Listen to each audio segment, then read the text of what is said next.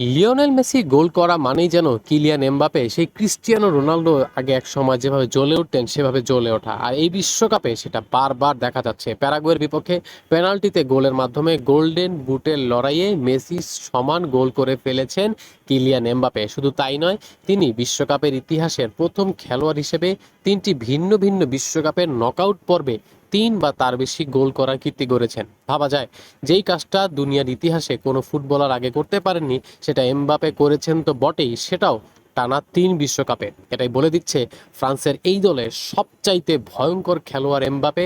তাকে আটকাতে না পারলে ফ্রান্সের এই দলটাকে আটকানো যাবে না, যেটা আর্জেন্টিনা গত বিশ্বকাপের ফাইনালে হারে হারে টের পেয়েছিল। অল্পের জন্য রক্ষা হয়েছিল টাইব্রেকারে। কিলিয়ান এমবাপে যেন সেই মিশনটা এবার পূর্ণ করতেই নেমেছেন। দেখা যাক শেষ পর্যন্ত মেসির সঙ্গে টক্কর দিয়ে তিনি গোল্ডেন বুটটা গতবারের মতো জিততে পারেন কিনা।